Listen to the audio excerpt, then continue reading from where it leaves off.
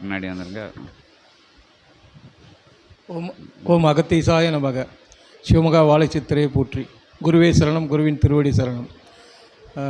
ஔவையார் சொல்லியிருக்காங்க, ஆலயம் தொழுவது சாலவும் நன்று. ஆனால் அதே ஔவையார் இப்போ ஒரு கோயிலுக்கு போகும்போது கால் நீட்டி படுத்தாங்களாம் இறைவன் முன்னாடி.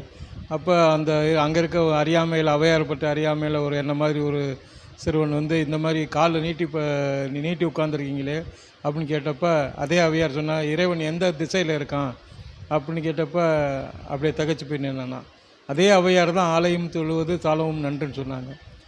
இறைவன் இருக்கும் திசை அது நமக்கு அறியாது. அதே மாதிரி நம்ம கோயிலுக்கு போய் சாமி கும்பிட்றது சிறந்ததா, இல்லை இருக்கும் இடத்திலே இருந்து இறைவனை தொழுது குருவருள் பெறணும், திருவருள் பெறணும்னா என்ன செய்யணும் ஐயா?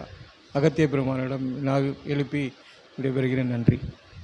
அகத்தீசாய நமக. எத்தகைய தலம்தனில் இறைவன் அமர்ந்திருக்கின்றான், எத்திசையில் அமர்ந்திருக்கின்றான், எங்கு நோக்கி கொண்டிருக்கின்றான் என்ற வினாக்களுக்கெல்லாம் சூட்சமமாக விடைதனை பிரபஞ்ச மகா சபையிலிருந்து அருள் ஆசி மொழிகளின் மூலமாக பெற்றுக்கொண்டிருக்கும் சீடர்களே, சபை தொடர்பாளர்களே, ஔவை பெருமூதாட்டி அருள் இளநிலையில் அருளாற்றல் கொண்ட பெருநிலையை பெற்ற மூதாட்டி தான் இளநிலையாய் இருந்த பொழுதும், இளநிலையில் இருந்தால் தன் அறிவு சிறு அளவு இருக்கும், தன் முதுநிலை அடைகின்ற போது அறிவு நிலை பெருகும் என்று முதுநிலையை வேண்டி பெற்ற அற்புதமான ஔவை மூதாட்டியின் அருஞ்சொல்லை கூறி ஆலயம் தொழுவது சாலவும் நன்று என்று கூறிய ஔவையே இறைவன் எங்கும் நிறைந்திருக்கின்றார் என்று கூறிய கூற்றினையும் இருநிலைக்கும் உரிய வேறுபாடினை உணர்த்துக என்று வினாதொடுத்த சீடனே, இருநிலையும் பெருநிலையே, ஆலயம் சென்று வணங்குகின்ற நிலையும் பெருநிலையே. ஆலயம் செல்லாது ஒருவன் தான் அமர்ந்த இல்லத்தில், அமர்ந்த தடத்தில், அமர்ந்த காடுகள் மேடுகளில் அமர்ந்து இறைவனை காண்கின்ற நிலையும் ஒன்று. இருபெரும் நிலையும் பெருநிலை. இகலோகத்தில் கிரியை என்கின்ற அற்புதமான அந்நிலைக்காக இகலோகத்தில் ஆன்மீக நிலையில் பல்வேறு வடிவங்களை வணங்கி பல்வேறு வடிவங்களை பெற்றிருக்கக்கூடிய ஆலயங்களுக்கு சென்று ஒரு மானிடன் வணங்குவது என்பது அவனுடைய ஆத்ம மன திருப்திதனை அடைவதற்காக ஆலயத்திற்குள் சென்று அவன் வணங்குகின்றான், ஆலயத்தை சுற்றி வருகின்றான், அங்கு இருக்கக்கூடிய தீப நிலைகளை எல்லாம் ஏற்றுகின்றான். அது அவனுக்கு அடையக்கூடிய பக்தி நிலையில் அவன் அடையக்கூடிய ஒரு திருப்தி நிலையாகும் அது. ஆனால் பக்தி நிலையை எல்லாம் விட மேலான நிலையாக பக்தி என்பது இகலோகத்தில் அனைவரும் கடைப்பிடிக்கப்படுகின்ற ஓர் எளிய நிலை. அது அனைவரும் கடைப்பிடிக்கப்படுகின்ற எளிய நிலை. அப்பக்தி நிலைக்குள் சென்று அதிலிருந்து மாறுபட்டு வேறுபட்டு அறிவுசார் நிலைகளை கடந்து ஞான நிலைகளை ஒருவன் பெற வேண்டும் என்கின்ற பொழுது, ஞான நிலையால் அவன் பல்வேறு ஞான திருஷ்டி நிலைகளை அவன் பெறுகின்ற பொழுது, அவன் கையாளுகின்ற நிலை என்பது ஆலயத்தில் இருக்கக்கூடிய அத்துணை ஆற்றலை எல்லாம் தன்னுடைய தவ ஆற்றலின் மூலம், ஞான ஆற்றலின் மூலம் அறிகின்ற நிலையாகும். அவ்வாறு அறிகின்ற நிலை அது எங்கிருந்து பெறப்படுகின்றது என்பதை அகத்தியன் விளக்குகின்றோம். யாம் முற்சொண்ட வினாவிலிருந்து கூறிய விடைதனில் உள்ளுக்குள் இருக்கும் சிவத்தை அவன் உணர்கின்றான் என்ற நிலைதனை யாம் சுட்டிக்காட்டியவாறு பிரபஞ்ச ஆற்றலில் இருக்கக்கூடிய அத்தகைய ஆற்றல் எம் சரீரத்திற்குள்ளும் ஒவ்வொருவர் சரீரத்திற்குள்ளும் அமிழ்ந்திருக்கின்றது.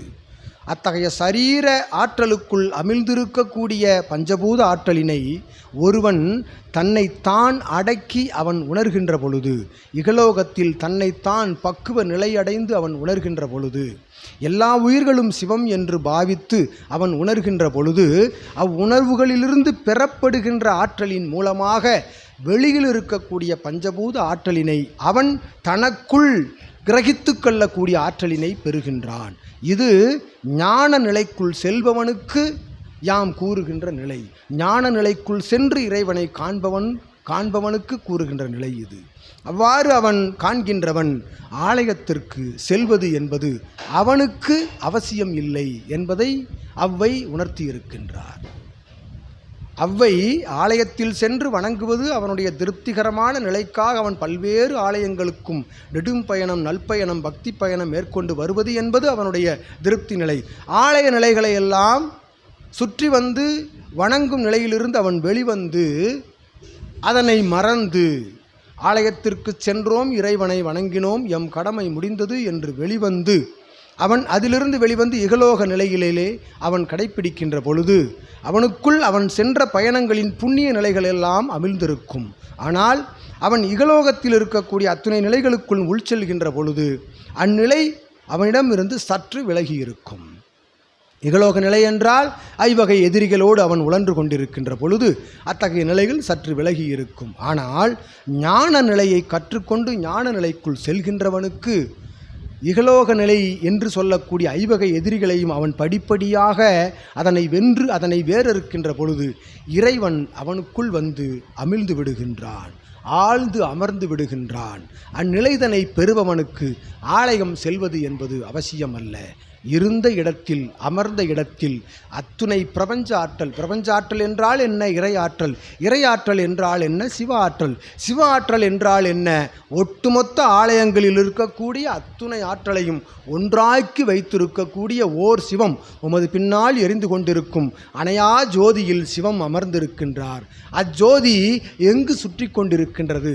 அஜோதியிலிருந்து வருகின்ற வெளிச்சம் எத்திசையை நோக்கி கொண்டிருக்கின்றது என்று வினா தொடுத்தால் எவ்வாறு கூற முடியும்? பிரபஞ்சத்தில் அவ்வொளி பரவி இருக்கின்றது. அவ்வாறு பரவிய பிரபஞ்ச ஒளியை தன்னுடைய ஆத்ம ரீதியாக ஒருவன் கிரகிக்கின்ற பொழுது அவனுக்கு ஆலயம் தேவையில்லை. அந்நிலையை கற்றுக் கொடுக்கும் சபையே இச்சபையாகும். இச்சித்தன் ஆலயத்திற்குள் சென்று இத்தகைய ஆற்றலினை பெற்றான்.